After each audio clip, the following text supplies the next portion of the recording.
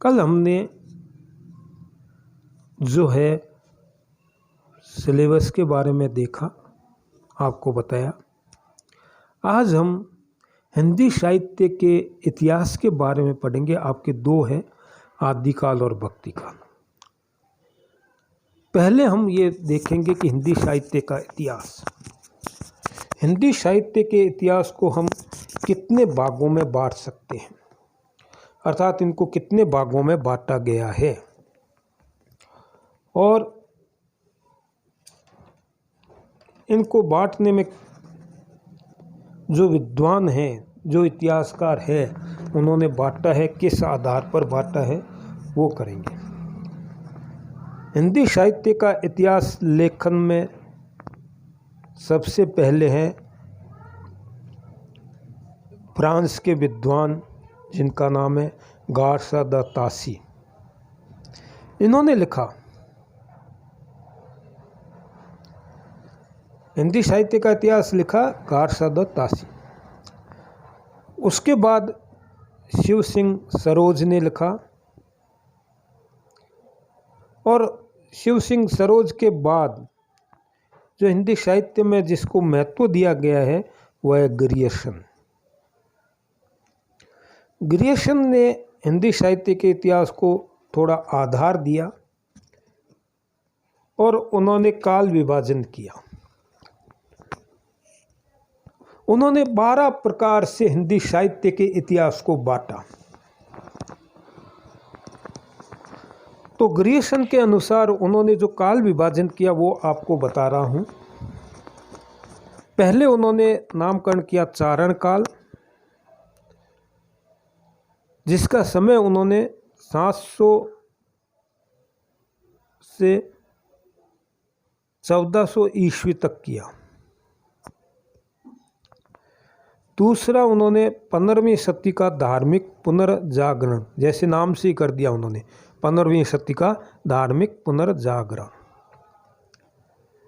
तीसरा, उन्होंने नाम किया मलिक मोहम्मद जायसी का प्रेम काव्य। चौथा, उन्होंने किया ब्रज का कृष्ण काव्य। इस पर उन्होंने आगे कहा कि 1500 से 1600 ईस्वी तक इसको माना है। पांचवा, उन्होंने कर दिया मुगल दरबार। छठा, उन्होंने किया तुलसीदास। और सातवां, उन्होंने नामकरण किया रीति काव्य, जिसको रीतिकाल आगे जाकर के स्वीकार किया। और उन्होंने इसका समय 1580 से 1692 ईस्वी तक स्वीकार किया। और आठवां, उन्होंने किया तुलसीदास के अन्य परवर्ती जो कवि आदि हुए, उनका समय उन्होंने 1600 से 1700 ईस्वी तक किया है। और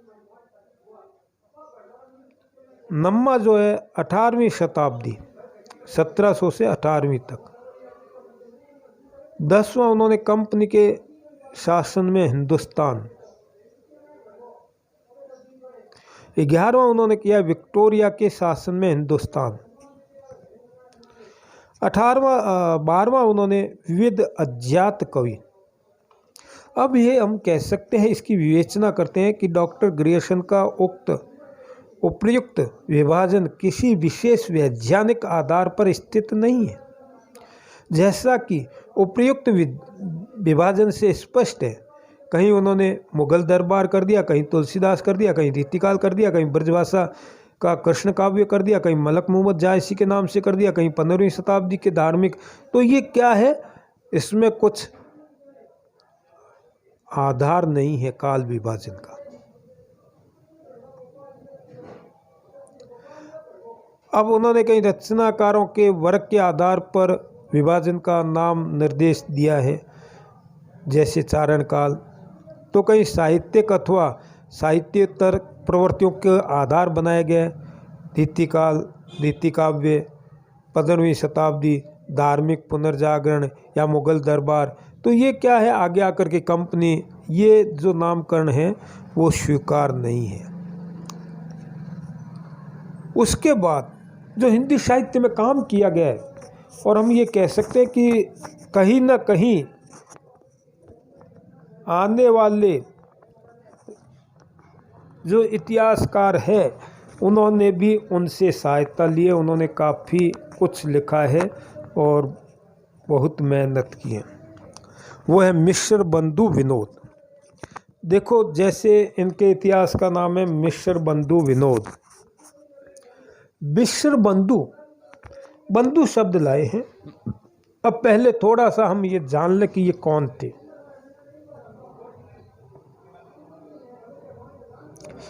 ये 3 भाई थे। मिश्र बंधु विनोद 3 भाई थे।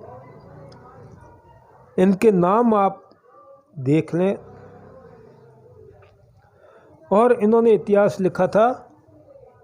पहले है पंडित गणेश बिहारी, दूसरे भाई है डॉक्टर श्याम बिहारी मिश्र, और चौथे है डॉक्टर सुखदेव बिहारी मिश्र। मिश्र बंधु विनोद ने जो इतिहास लिखा वो 4 भागों में प्रकाशित किया गया है, जिसमें कुल मिलाकर के 4591 लेखकों का विवरण संग्रहित है। इस संग्रह के निर्माण में पूर्ववर्ती संग्रहों के अतिरिक्त लेखकों ने अनेक स्रोतों का सहारा लिया है।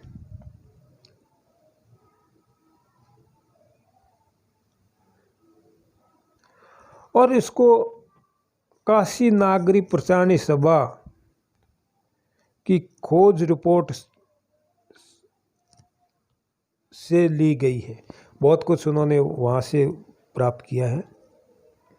इन्होंने जो काल विभाजन किया है वो इस प्रकार से है। इनका काल विभाजन जो इन्होंने किया है, इन्होंने 6 भागों में इसको बांटा है।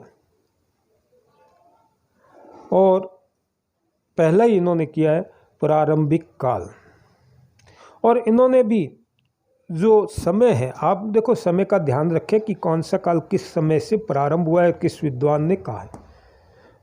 इन्होंने जो प्रारंभिक काल का समय माना है संवत 700 से 1444 विक्रम संवत तक माना है। वो तो ईस्वी संवत है और ये संवत है, विक्रम संवत है। दूसरा इन्होंने माध्यमिक काल जो संवत 1400, क्योंकि 44 आ गया तो एक हो गया, 45 से 1680 तक। अलंकृत काल 1681 से 1889 तक। और चौथा इन्होंने कर दिया अज्ञात काल। 5वां इन्होंने किया है परिवर्तन काल 1890 से 1925 तक। और छठा जो नामकरण किया है वर्तमान काल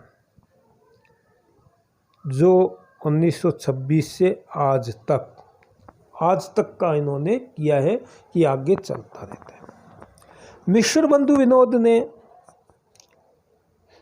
बंधु विनोद तो लिखा ही, उसके अलावा इन्होंने हिंदी नवरत्न लिखा जो हिंदी साहित्य में महत्वपूर्ण है। नाम तो नवरत्न है लेकिन 10 कवियों का उसमें वर्णन किया गया है। और जो इन्होंने लिखा उसको बाबू श्याम सुंदर दास, आचार्य रामचंद्र शुक्ल आदि ने भी कहीं न कहीं इसको आधार बना करके कहीं ना कहीं, देखो मेहनत तो आचार्य रामचंद्र शुक्ल ने की है, और इसलिए हम कह सकते हैं कि आचार्य रामचंद्र शुक्ल जिन्होंने हिंदी साहित्य का इतिहास लिखा वो नींव भी है और कंगूरा भी है। नींव और कंगूरा कैसे हैं ये आपको बताएंगे। आचार्य रामचंद्र शुक्ल का हिंदी साहित्य का इतिहास प्रसिद्ध हुआ है। और हम कल इसको फिर विस्तार से आगे जो है काल विभाजन को आगे कल पढ़ेंगे। उसमें आचार्य रामचंद्र शुक्ल के बाद जो हुए हैं उसके बारे में विस्तार से आपको बताया जाएगा।